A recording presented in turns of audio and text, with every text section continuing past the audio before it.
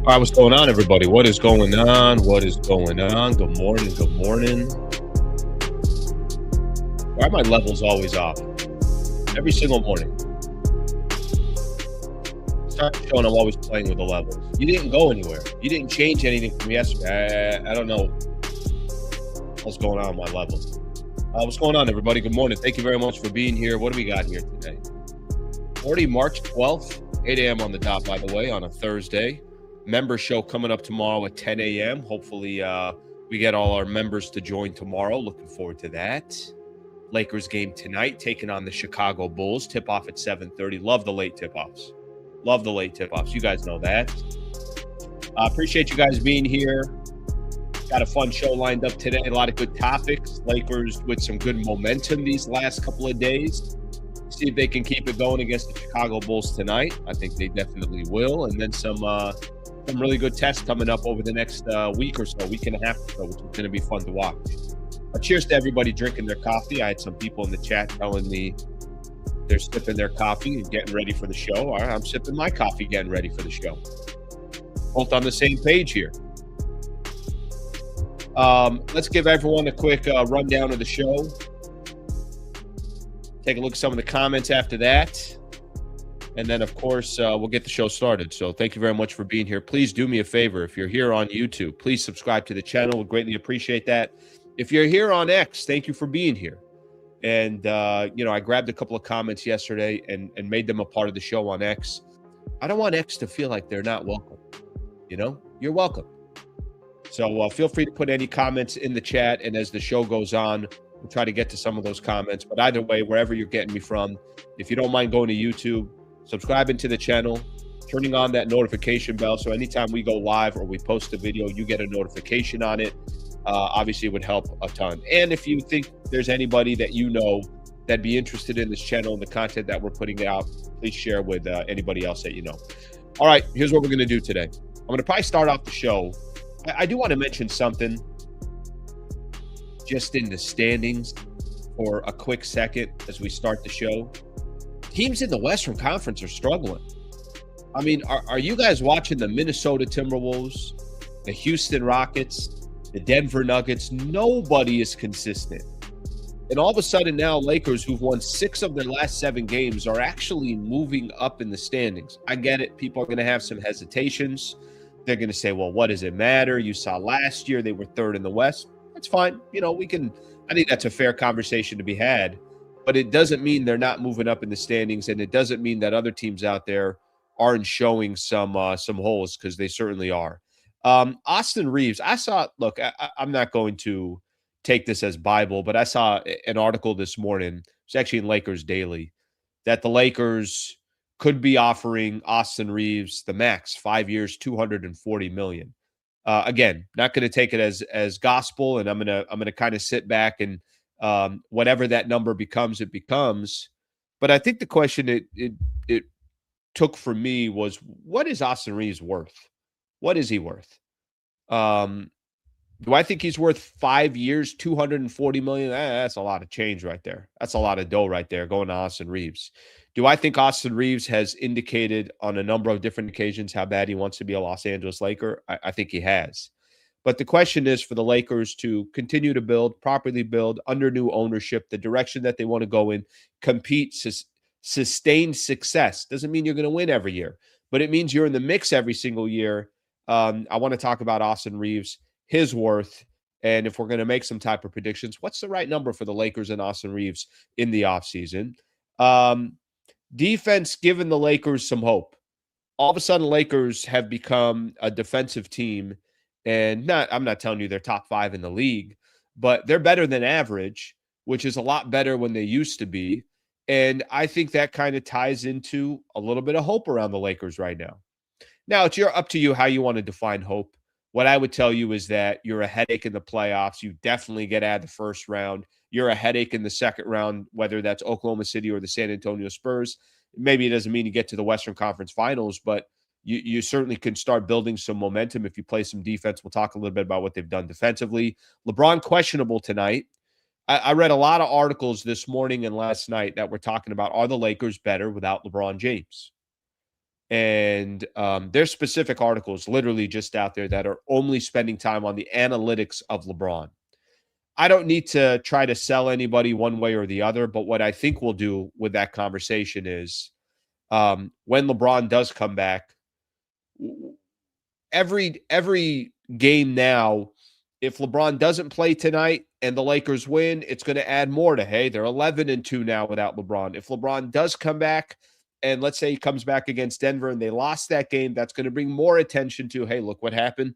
And LeBron is back, the Lakers lost. I think the chatter and the conversation is going to be there. So we'll continue to kind of make that a little bit of some of our content, because I think it's worth continue to be a conversation until it's not a conversation. And we don't have that answer. I don't think anybody has that answer. If anybody thinks the Lakers are 100% better off without LeBron James, you don't know that for a fact, nor do you know it the other way, that they're 100% better with LeBron in the lineup. I think the question is just going to be how the Lakers obviously stagger some of these players. I mentioned it to you guys yesterday. Dave McMenamin is going to join the show at 8:30. So looking forward to having Dave on. Had him on a little bit earlier in the season. He's come on a few different times. Very appreciative of his time. So we'll get him on here at 8:30. Lakers and the Bulls tonight. I mentioned 7:30 tip-off. Some stuff around the NBA. Clippers over 500. It's kind of a crazy stat that I saw yesterday. They're the first team in the history of the NBA to be 15 games below 500 and then eventually get to over 500. And we still got a month left in the season. I mentioned a little bit about the standings. We'll take a look there, and we'll keep things rolling. All right, let's take a look here at some of the comments as we get the show started. Thank you again for being here. Which one? Another. Yep, somebody talking about drinking. Drink your coffee, man. Slee, look at Denver's schedule for the next week. Lakers have the advantage.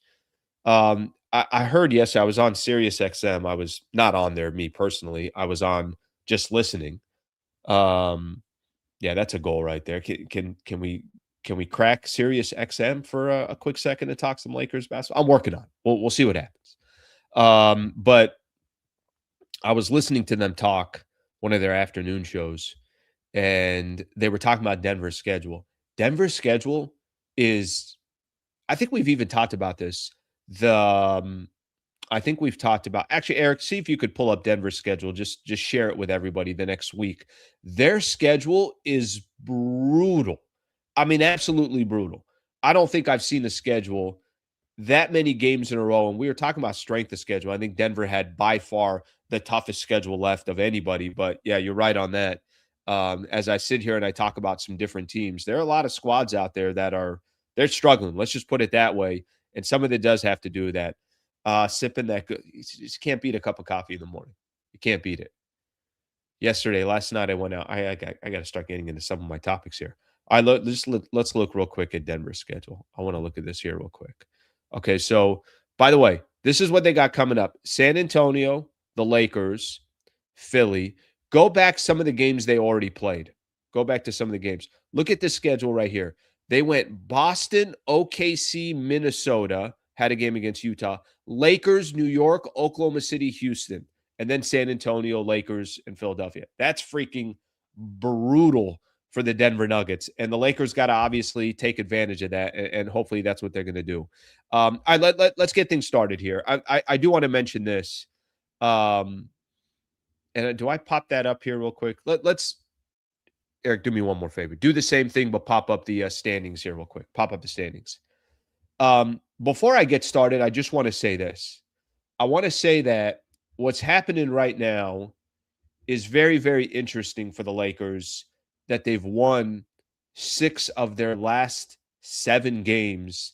And what that's done in the standings. Again, not because the Lakers are just this unbelievable team, but you thought they'd be starting this stretch here where they'd really, really struggle because they've struggled so much against teams that are above 500. We know that. So they obviously took care of the New York Knicks, and then they took care of the Minnesota Timberwolves. If you just look here in the standings, Lakers are now 4th. They're tied for 4th against the Houston Rockets, Both teams sitting at 40 and 25. Houston has been wildly inconsistent. They're 6-4 in their last 10. Denver's 5-5 in the last 10. Minnesota just lost 3 games in a row. Don't pay any attention to OKC and San Antonio because those two teams are truly in a class of their own. And I don't think there's going to be too many people that are going to bet against OKC and the San Antonio Spurs being in the Western Conference Finals. Those two teams, they've both won 9 of their last 10. They're both, kind of fighting for that number 1 spot. Look at the cushion between Houston and San Antonio, or Lakers and San Antonio. There's an 8-game cushion. The Lakers can't worry about that. But here's what the Lakers kind of have in front of them here. Whether, we want to make a big deal about this or we don't want to make a big deal, they're firmly in the number 4 spot.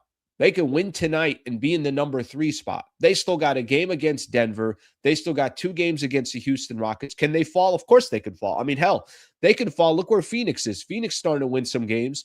They can fall and find themselves back in the play-in tournament. But the way the Lakers are playing right now, the way all of a sudden their defense has just been phenomenal, has given them some chances. They beat a couple of teams over 500, like I mentioned. But I think the most important thing to look at here, 3 through 7 is completely up in the air.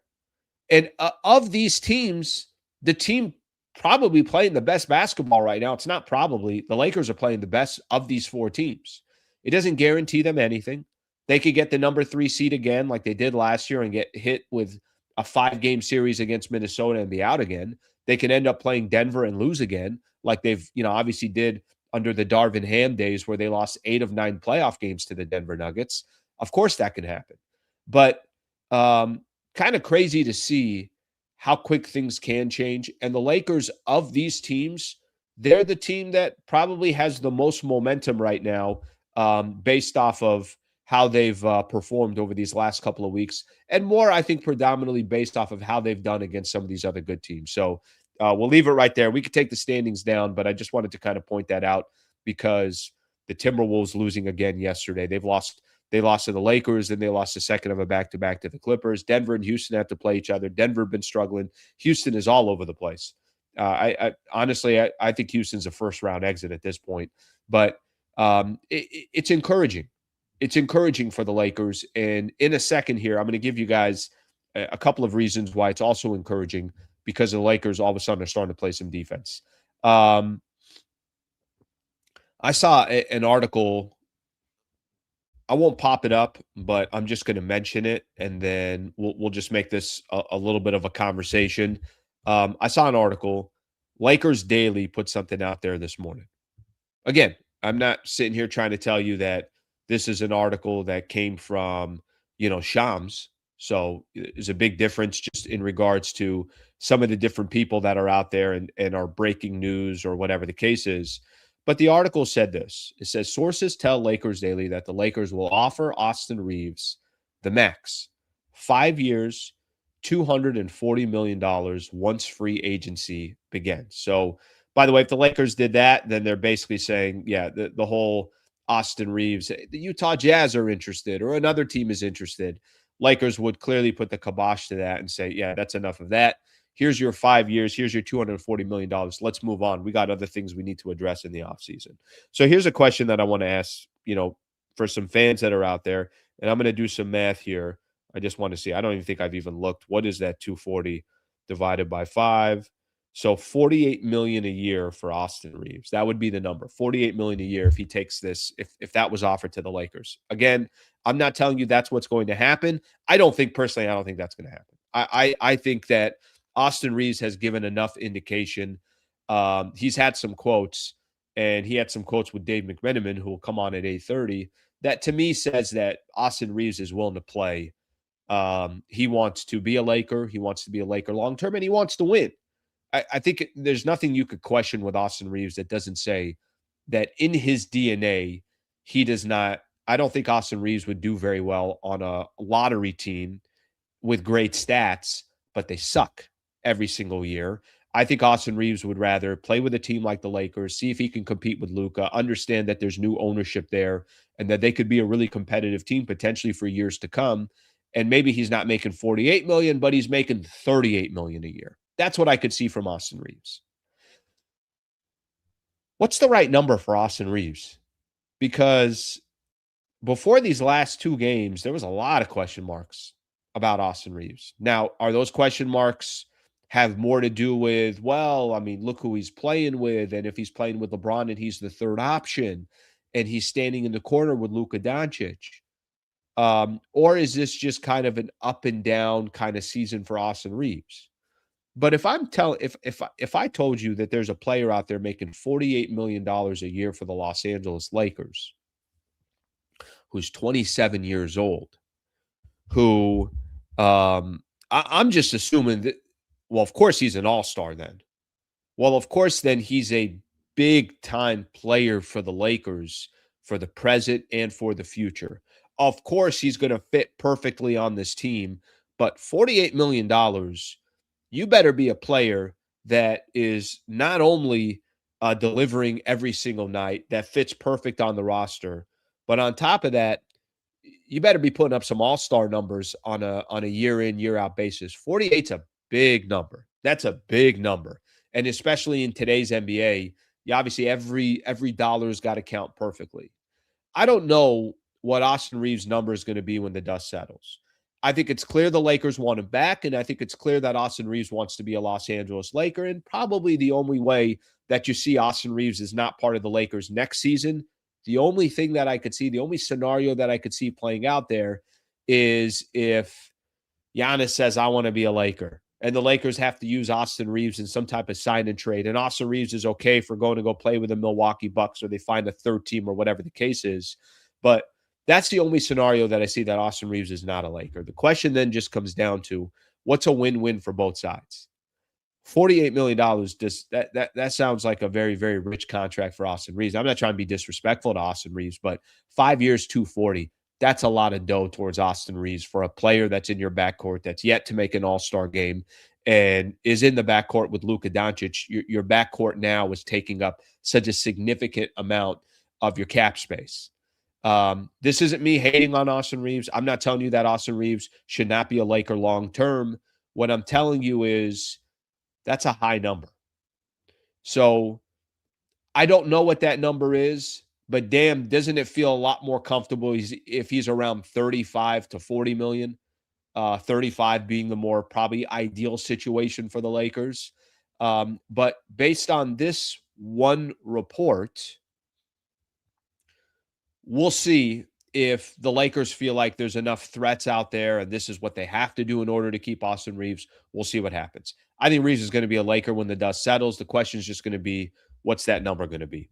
All right, let's take a look because I do want to, I think for me, more than anything else, I just wanted to put out the topic, but I did want to get some opinions on this. And again, listen, this is not something that, it's not my money.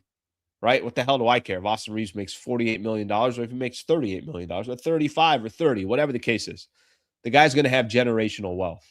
But I think that if you're looking at as many options as you can for the Lakers, and clearly you can't just get Luka and AR and say, that's it, they're good. Now they're going to go up against San Antonio and OKC. Yeah, that ain't happening. The only way they can compete with those two teams in the Western Conference, who are still incredibly young, who you got to imagine are going to be really good for the next 5 years minimum, the only way that you're going to compete with those two franchises, you got to have a well put together team, a well put together roster. How much of those resources are going to your backcourt? How much of those resources need to go everywhere else? All right, let's take a look at some of the comments. I'm sure a lot of people got a lot of opinions on this topic, and I definitely want to see what people say. AR said he didn't want to drain every little penny, and I wouldn't mind anything from 180 to 200, but that's just me. I appreciate the 5 spot there. Thank you very much. I think people are going to be all over the place, if I'm being honest. I think people, I mean, on the low end, if you think he's going to make less than 30, then I think you're setting yourself up for disappointment, because I don't think he's going to make less than 30. And part of the reason why he's not going to make less than 30 is because teams are going to offer him more than 30. That's why.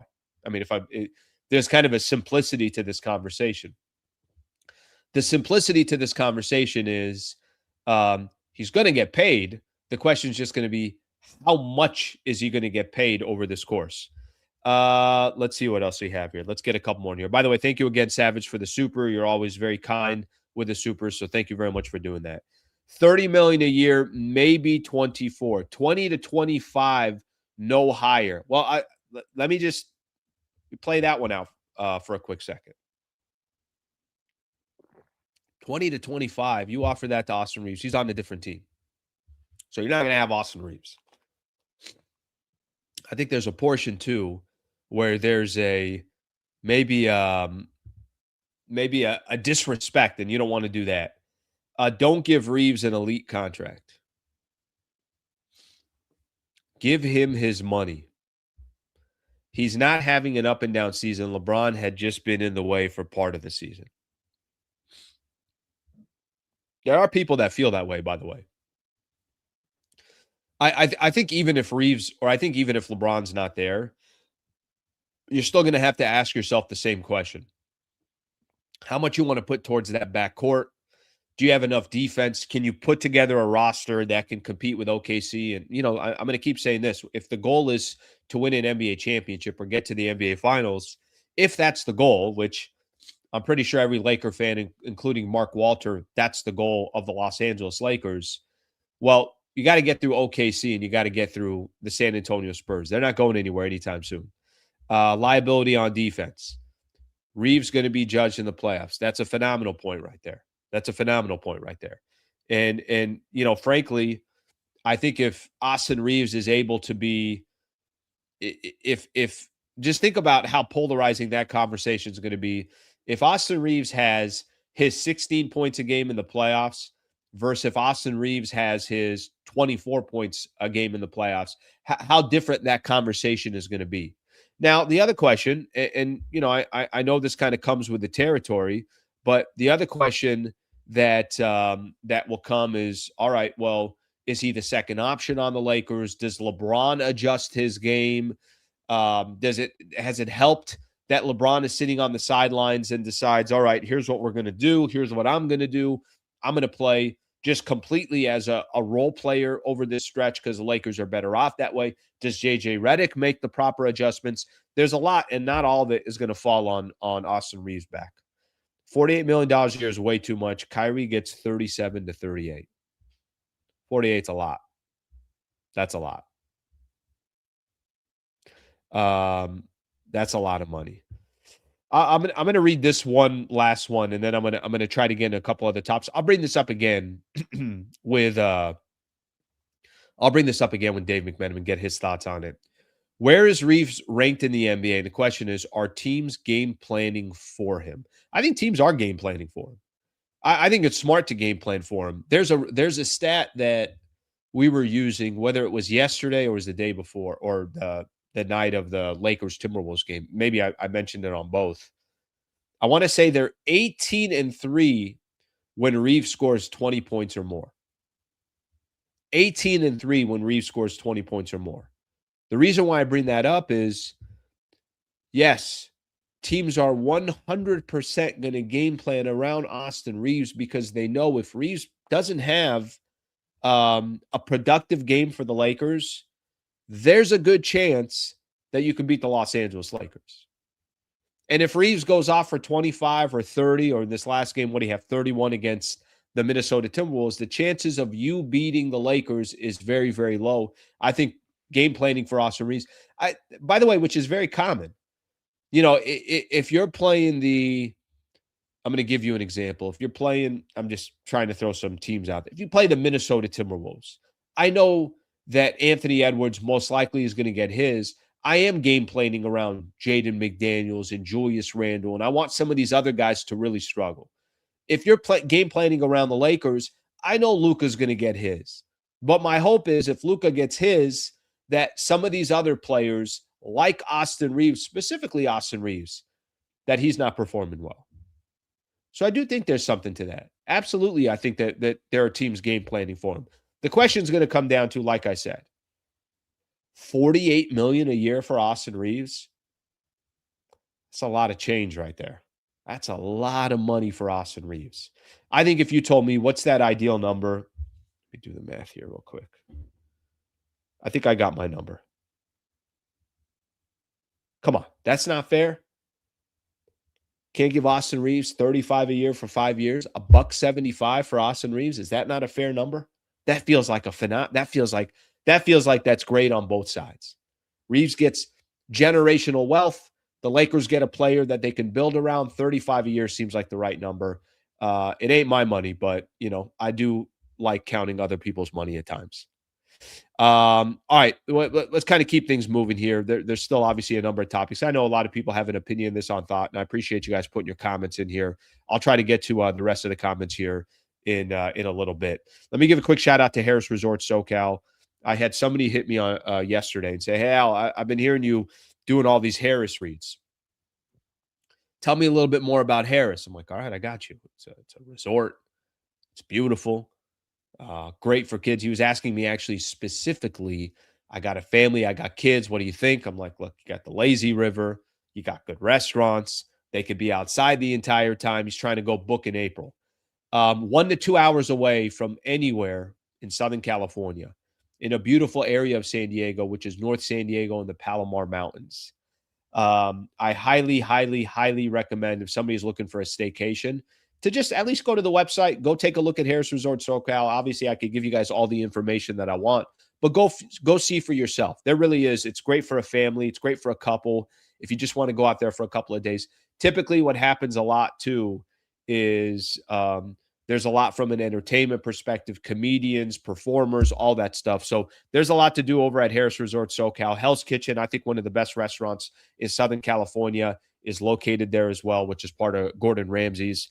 We have a link in the description of this video. If you are going to book, make sure you copy that link and you put it in and book through that.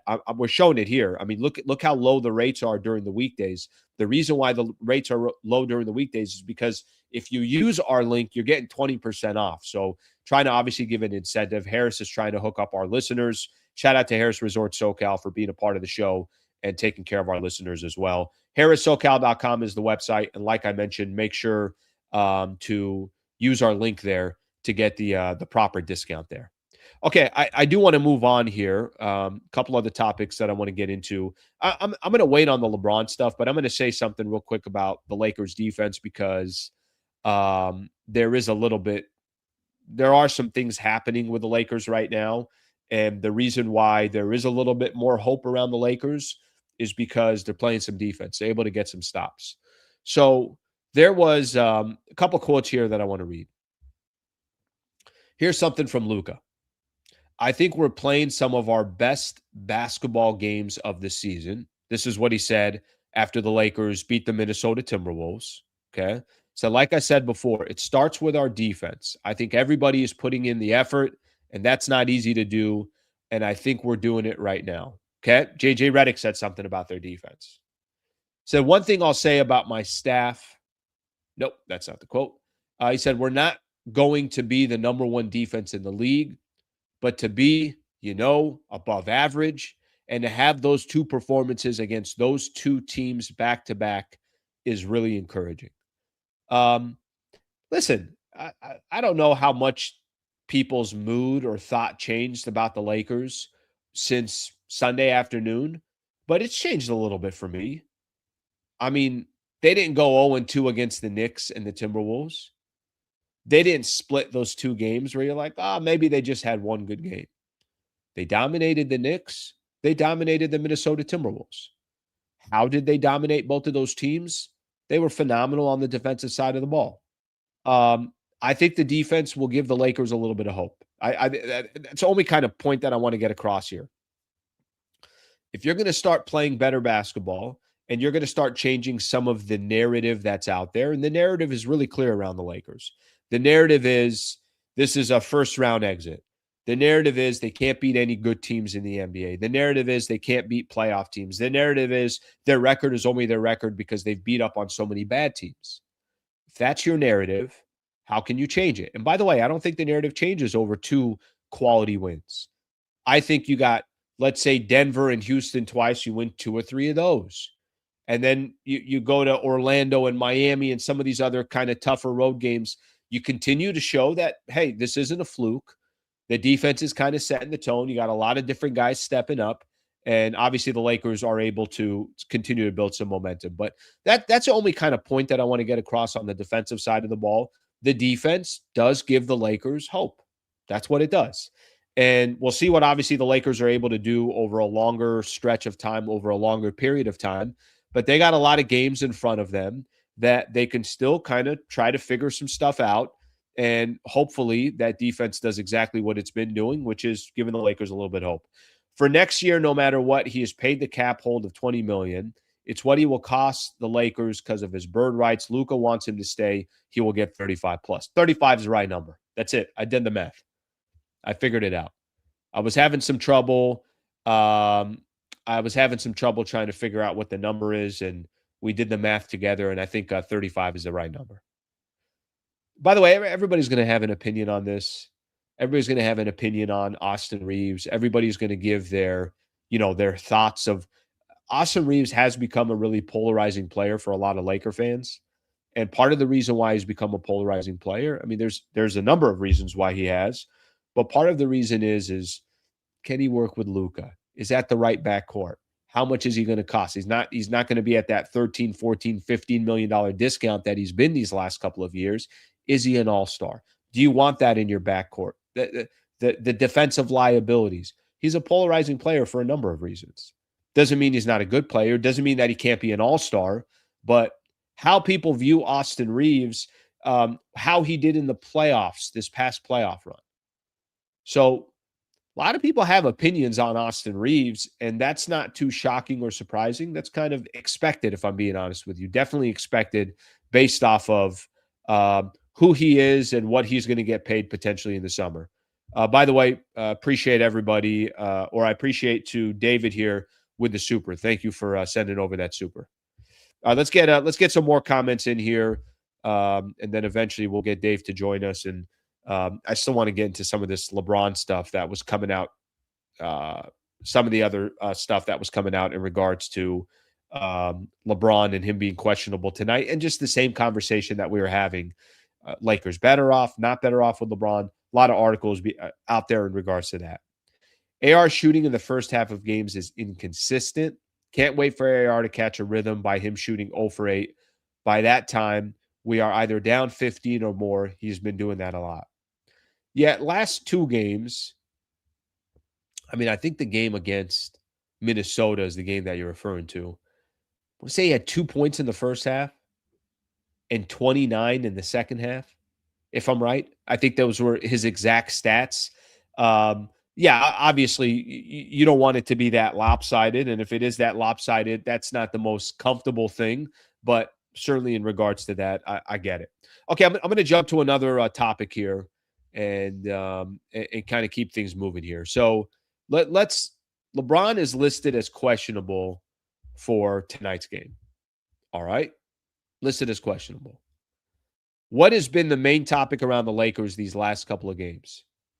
By the way, this wasn't really a topic, like a main topic until these last couple of games, I would say. LeBron, that Lakers lose against the Denver Nuggets at Denver. This LeBron topic's not really a topic. They beat the Indiana Pacers without LeBron. LeBron's not really a topic. Once they beat the New York Knicks on Sunday, and that stat came up where the Lakers are 9-2 without LeBron James, all of a sudden there started being topics of like, okay, hey, interesting. So LeBron doesn't play in these games where Austin and Luka play together and LeBron's not there. They're 9-2. So it starts kind of becoming a little bit of a conversation. People start saying to themselves, okay, hey, wow, that's interesting. Then they play the Minnesota Timberwolves. LeBron doesn't play. They win again. Well, what do you think's going to happen now? They're 10-2. They're beating some of the teams that they've beat too, which are teams that are well above 500. I think there's 5 of the 10 wins that they had without LeBron were all against teams that were over 500.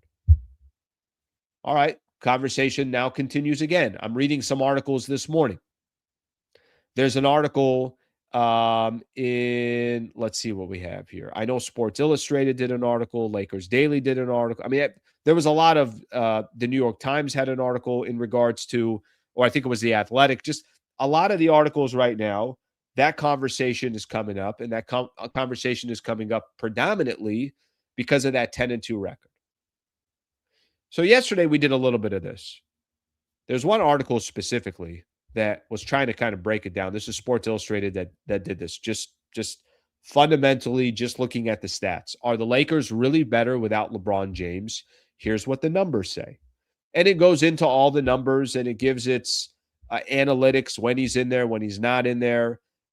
Lakers stats without LeBron James this season. It goes into the break. I'm not going to bore everybody with the breakdown, but here was their final conclusion. The numbers show that Lakers are better without James.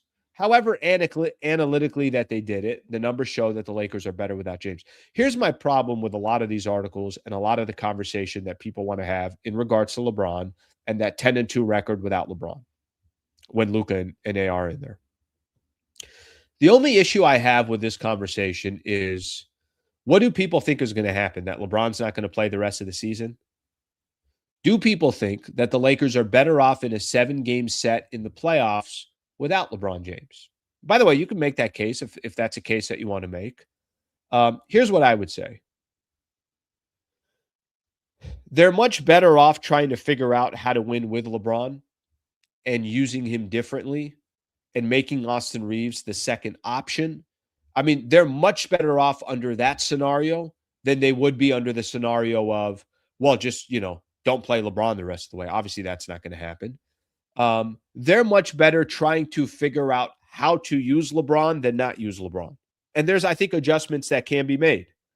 Let me just send this real quick.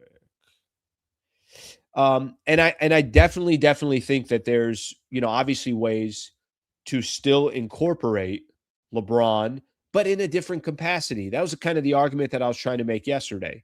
And I've heard some other people suggest this as well. And by the way, if LeBron doesn't play tonight and Lakers win again, they're 11-2. If LeBron doesn't play against the Denver Nuggets on Saturday and Lakers win again, the conversation is either one of two things are going to happen.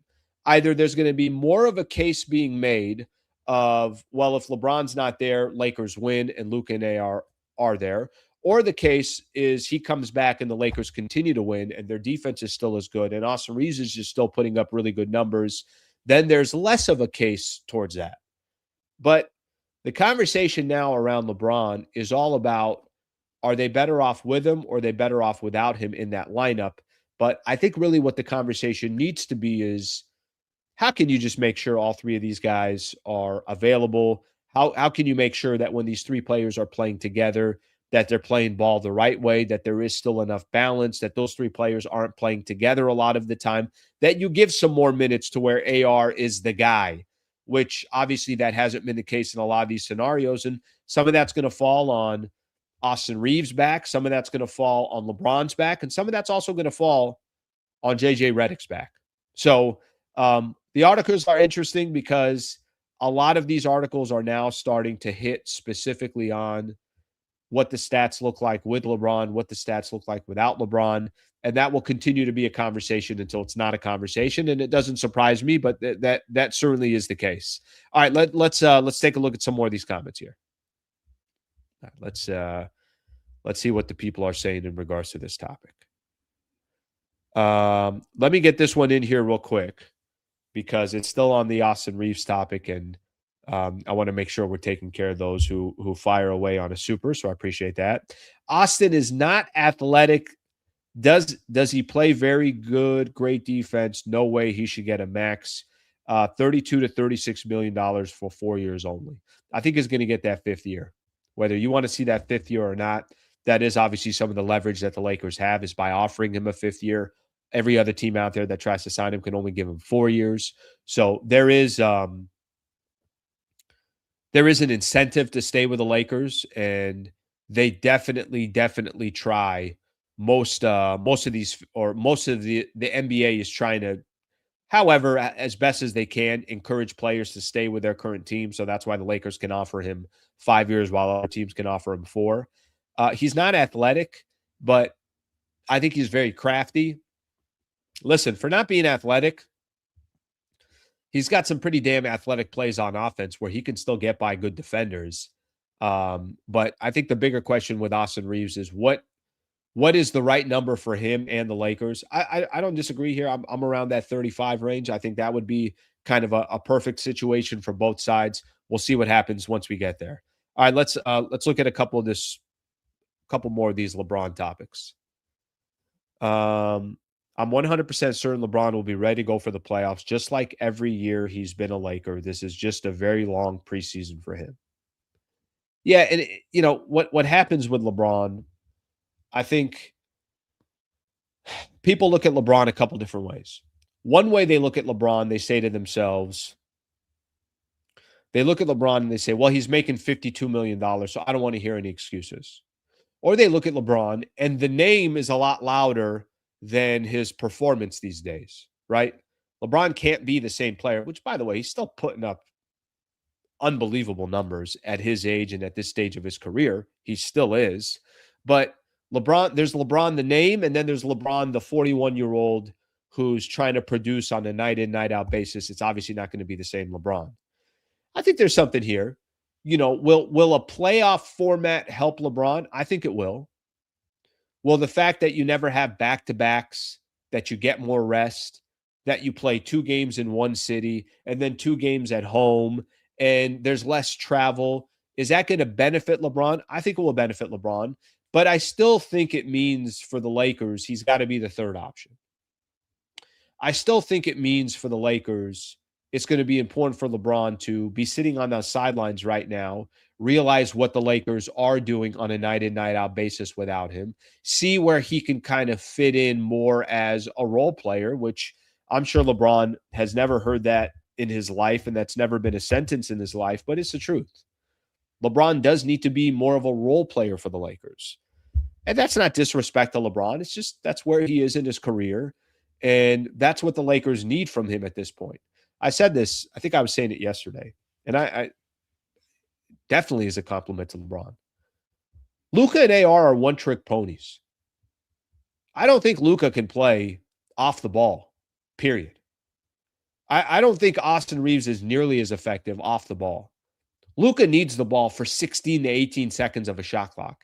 He needs to be the quarterback and orchestrate everything. Austin Reaves clearly has got to have the ball, and the most effective he can be is if he's downhill and he's creating for others and trying to get to the free throw line, all that stuff. They can't do what LeBron can do. LeBron can do something that's very, very unique in the NBA. He can wear different hats. And if there's ever a time in LeBron's career that he needs to wear different hats, it's right now. And part of that reason is because Luka and AR can't do that. So if you're starting to look around the Lakers and if we take this as a good example, LeBron can be the best version of himself come the playoffs. I don't think that's on the ball. And I don't think that's taking 20 shots a game. I think it's using that high IQ. I think it's being more strategic. I think it's, even if it's playing less minutes, it's less minutes. That's fine. But you got to have a balance in your roster. And the Lakers don't have a balance when it's LeBron, AR, and Luka. They just don't. It's puzzle pieces that don't fit together. And if you're continuing to try to force it, I don't think it's going to come off better for them. LeBron comes off the bench. That's a solution. JJ has to tell the guy. Listen, if they could figure out how to do that, that would be interesting. Sure, that'd be very interesting. If they could throw in that starting lineup that they've had, whatever that lineup was in this last, what was their starting lineup that they just had? I think it was Rui in there. So I think it was Marcus Smart, Rui, Ayton, Luka, and AR. I think that was the starting 5. So, all right, let's keep going here. All right, Intel's got another one in here. Thank you, brother. Thank you for the super. That's a couple supers that you've thrown in there. Very much appreciated. Okay, let's say Reaves fizzles out again in the playoffs coming up. Only averages 14 and 4. What do you give him? A lot less money. A lot less money. That's a problem. I mean, listen, you're giving him $35 million a year based on him being basically an all-star or a fringe all-star. And if let's play this out here real quick. And I was saying this before he had two really good games against the Knicks and the Minnesota Timberwolves. But the good thing about having the games that he had, if he put up 31 against the Pacers and 31 against the Sacramento Kings, people are going to say, yeah, but Al, he did that against Sacramento and Indiana. And I don't blame you. I would agree with you. If Austin Reaves struggles the rest of the way, or just is kind of back and forth, has a night where he gives you 12 or 15, and then has another night where he gives you 28, and it's inconsistent. But most importantly, if we get to the playoffs and Austin Reaves puts up the same type of numbers he did a year ago against the Minnesota Timberwolves, can you give him 35 for 5 years? I mean, I think part of the equation that we have here with how much you're going to pay Austin Reaves isn't part of the equation what he does the rest of the year and what he does in the playoffs. He's going to cost himself some money if we get to the postseason. He has the same exact postseason that he had a year ago. He's going to solidify what he's going to get from a contract perspective if he's obviously able to put up big time numbers in the playoffs. So I think a lot of that is also going to depend on how he does the rest of the way. It's a good point. I mean, listen, if you don't get paid 35 to 40 million a year for averaging 14 in the playoffs, that's just not how it works. Now, how much can he hurt himself? How much can he help himself? I think that's going to be predicated on what he does over the final 17, 18 games of the season. I don't know how many left, 18, 19. I don't remember off the top of my head. And it's also going to be predicated on what he does in the postseason. All right, let's get a few more in here, and then we'll keep going. Probably not. It doesn't look like we'll have Dave, so we'll see what happens. Maybe we reschedule him or he comes on late. We'll see what happens in regards to that, but we'll just keep rolling here. Got enough stuff here on the show either way. If your value is only scoring, what happens when you can't score? This is why Reaves being better than Braun talk is hardly amusing. Look, I think there's a difference here. I don't think people are saying I don't think you're trying to compare the two players together. I think what you're trying to say is what works better. And if Reaves is in there and there's now a different player that's in there that is completely a role player, understands his role, and more minutes are going towards role players. Guys, it's not just about big-time players in the league. What makes, I think, teams good teams is, yes, you have your star player. Yes, you have potentially another star on that team as well. But what do the role players do that allow you to become the team that you're supposed to be? And a lot of times you end up competing for a championship or not based on your role players, not just based on your stars. The stars are expected to do well and put up big numbers and perform and all that stuff. They're expected to. But I think a lot of times when, you're dealing with a lot of different players and you're dealing with guys that don't maybe specifically understand their role, or they want to be a player. I don't know if this is the best example, but it's the first thing that jumps into my head. DeAndre Ayton is a role player. And if Ayton wants to be treated like, no, I'm one of the big guns on this team, it just ain't going to happen. But the more DeAndre Ayton could play a role for the Lakers, the better chance the Lakers have of not just winning games, but the better chance Ayton has of extending his career and going to get a contract somewhere else. Ayton has to understand he's a role player. And I think when LeBron, Luka, and AR, when one of those guys are out, let's take LeBron out of the lineup, what it adds is a role player, a guy that understands his role. So I think that's the point really that I'm trying to make more than anything else. It has nothing to do with, well, Luka's better than LeBron. I'm sorry. AR is better than LeBron, or LeBron's better than. This isn't a competition between the two players. The question is, do the pieces fit better when you pull one of these supposed stars out and put another role player in? And I think clearly for the Lakers, their issue is having LeBron, Luka, and AR together is just not. Those are not good puzzle pieces. Those are not good puzzle pieces. All right, let's keep rolling here. We still got a couple other things that I want to get into. And then I got a few things I want to hit on the NBA news as well. We'll continue to hit on some of your comments as well. So I appreciate you guys chiming in on that. Brad Wallace and the Wallace Firm. Shout out to Brad Wallace and the Wallace Firm. WallaceWins.com/Sliwa. That's the website. Go to that website. You can get a free consultation. And I think most importantly, just an opportunity to introduce the audience to one of the best injury attorneys in the state of California. He could represent anybody in the state of California. We'll keep it simple, and I like keeping it simple when I talk about Brad Wallace. I hope you never need an injury attorney, but things do happen in life. And if you do need an injury attorney, Brad Wallace and the Wallace Firm, they're here to help. So I'm going to continue to emphasize this. Serious injury, wrongful death case, if you, a family member or a friend or whatever the case is, whatever scenario pops up and you just need some guidance, go to wallacewins.com/Sliwa. Brad Wallace and the Wallace Firm will be able to help you. And if I can help make an introduction, I'm happy to do so as well. You can feel free to hit me up with an email, and I'll try to make a personal introduction to Brad Wallace and the Wallace Firm. wallacewins.com/Sliwa. That's wallacewins.com/Sliwa. All right, Bulls coming into town. So Lakers got the Chicago Bulls tonight.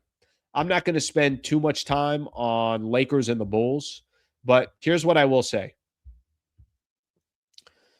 Really great opportunity, just kind of stack up another W. And as I look here at the schedule, curious to see this here real quick. But as I look here at the schedule, just want to see if Houston plays tonight or Denver or any of these other teams. Because if they don't, Denver's got another tough. Denver's at San Antonio. So probably another L for the Denver Nuggets, which will give the Lakers another leg up on Denver. But if the Lakers win tonight against the Chicago Bulls, which I think we'll all obviously expect them to do so, they're the number 3 seed in the Western Conference. So I don't know what you want me to tell you. I'm not going to sit here and try to tell you that the Lakers, that's it, if they're the number 3 seed. But they were number 6. They are trending in the right direction. And by winning some of these games, for them to put themselves in a position where they are the number 3 seed by the end of tonight, pretty damn impressive. So they got a little bit of momentum going their way. And the Chicago Bulls, let's just say, I don't think have any interest in winning. They're not in the play-in tournament. They're nowhere near where they need to be in regards to making any type of run. But Lakers 40-24. They beat Houston tonight. Then they beat the Chicago Bulls tonight. They'll pass Houston, and they'll be in the number 3 seed in the Western Conference. Bulls 27-38, so they're 12th in the East, 3-7 in their last 10 games. So obviously the Chicago Bulls not doing anything, nothing special, and the Lakers clearly got to take advantage of that. So we'll see what the Lakers are able to do, but kind of a gift for them before they start going up against some really bad opponents or some really tough opponents again. That's going to be happening here over the course of the next couple of weeks. They're going to continue to have some tough games, and you got to beat up on these teams that you're supposed to beat up on. And the Lakers have done that. Like I think if there's one thing that I want to give the Lakers a lot of credit for, they have definitely beat up on the bad teams. This is going to be another one that they got to do. Let's see what we got here. Let's read some of these. They were the number 3 seed last year. I know. And a lot of people, I think what we got to try to do as best as we can, because I know a lot of people kind of go back to this. Let me give you an example. Every time I talk positively about Austin Reaves, everybody's like, yeah, well, I want to see what he does in the playoffs. That's fine. That's fine. I get where that comes from. Every time the Lakers start moving up in the standings and we start talking about them having home court advantage in the first round, people are going to say, well, they had home court advantage last year. If they're the number 3 seed, well, they were the number 3 seed last year. I don't blame you guys for attributing some of that stuff. I don't blame you for saying this is what it was last year, but that was also last year, So what am I, what are we supposed to say in regards to that? Is it just because they were the 3 seed last year, does it mean it's going to play out the exact same way? Listen, if they were the 3 seed and they played Denver in the first round, people are going to go back to a couple years ago and say, Denver owns the Lakers in the playoffs. If they play Minnesota, they're going to say it's the same scenario. Lakers are going to lose in 5. So I get that we want to kind of attribute a lot of that stuff back to what it used to be. I get the knee-jerk reaction to do that, but we'll have to wait and see what happens. Let me get another one here.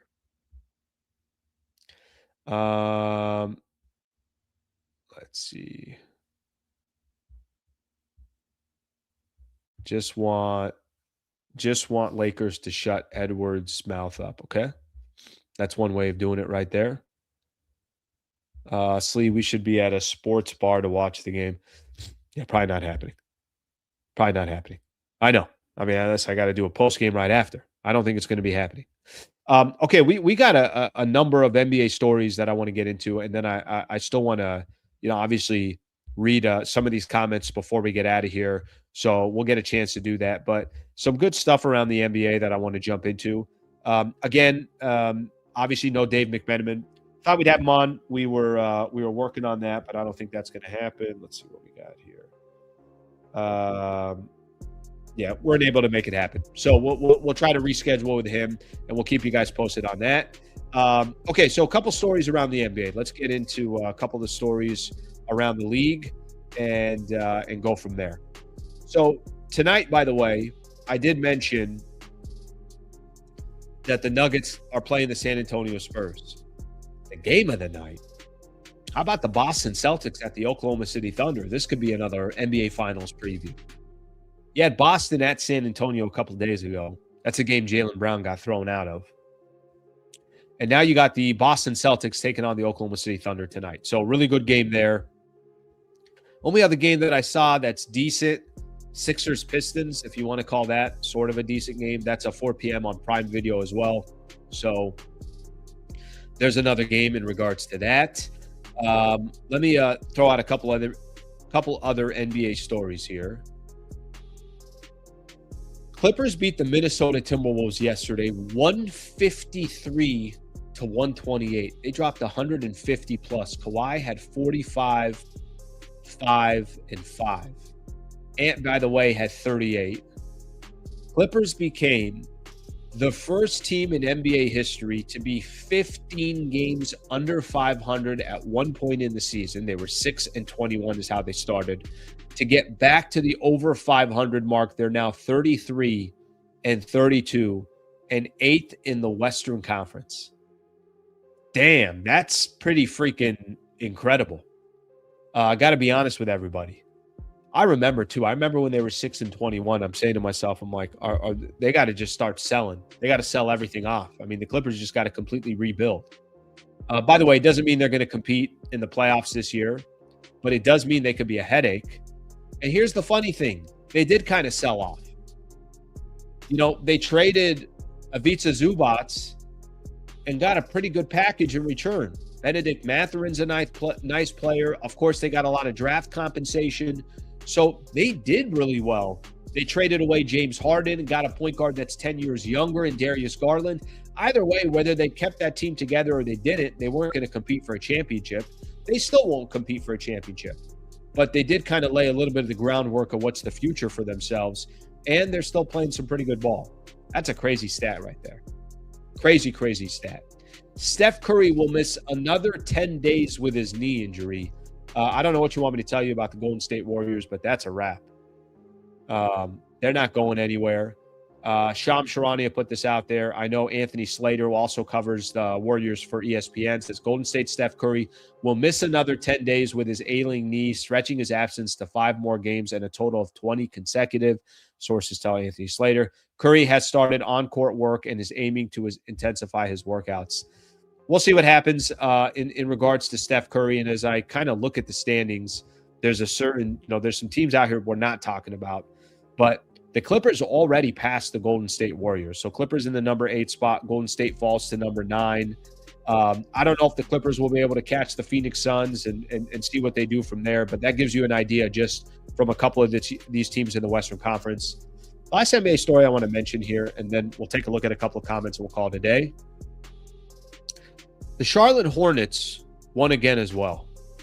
The Hornets started the season 6-14. They're now 34-33. They're 18-5 in their last 23 games. They're 8-2 in their last 10. So pretty damn incredible. A couple of these teams that have really kind of turned around their season. And for the Charlotte Hornets, look, they're probably going to be a playing team. Nobody's going to take them too seriously in the playoffs. But to be honest, that's a great achievement for them if they're able to get there. And again, these are just teams around the NBA that are having more success than I think any of us thought they were going to have. All right, let's take a look at a couple comments, and then we are going to call it a day. I appreciate you guys being here. Please, just a quick reminder, please subscribe to the channel. Would greatly appreciate that, and turn the notification bell on as well. I feel a winning streak coming. Lakers need to start banking wins. Well, they got, let's put it this way. If they win their next 2 at home, which is which is Chicago tonight, and then, listen, they got to want a little bit of payback against the Denver Nuggets, and we'll see what happens. Denver getting healthier and healthier now. But if they do take these next 2, that will be 8 of their last 9 games, and people will start looking at the Lakers like, hey, someone might be cooking in LA. Then they'll have, obviously, those games against the Houston Rockets. Rockets are all over the place. They're not going to be easy games, I'll tell you that. But you win your next 2, and I think you're starting to turn some heads in the league. Maybe you are the 3rd best team in the Western Conference. We'll have to wait and see.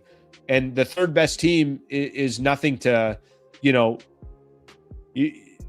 there's something to say to be the 3rd best team based off of how much talent's in the Western Conference and how many good teams are out there. And if you have hesitation because Lakers were 3rd last year, I don't blame you for that. Chris, thank you for the super, brother. I appreciate it. Thank you very much.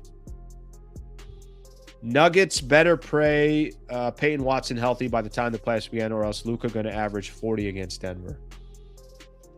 Yeah, to be honest with you, I don't know if Denver's worried about the Lakers. I think Denver's just kind of worried about themselves. Denver, for the most part, has had no trouble beating the Lakers in the postseason. Denver's a handful for the Lakers as well. So I don't know if they're worried about the Lakers. But yes, they're going to need Peyton Watson. Problem with Denver, and this just could be the reality of this season and moving forward for Denver. The problem with Denver is they just can't be healthy. They just can't be healthy. Lakers are the 3rd best team in the Western Conference. That could be literally and as in the actual standings, but it could also mean that they actually are the 3rd best team in the West. So we could be talking about it from that perspective as well. All right, I am back on tonight. Lakers obviously taking on the Chicago Bulls. I'll come on after the game. Sorry we weren't able to make Dave McMenamin happen, but things happen. That's kind of part of doing a live show. So we'll try to reschedule him. I appreciate you guys being a part of the show. I will see everybody tonight, and thank you for joining us here in the morning. Lakers tip off at 7:30 against the Bulls. So probably a post game between 10:15 and 10:30. We'll be back on. Thank you, everybody. Hope you have a great rest of your day. I'll see you tonight.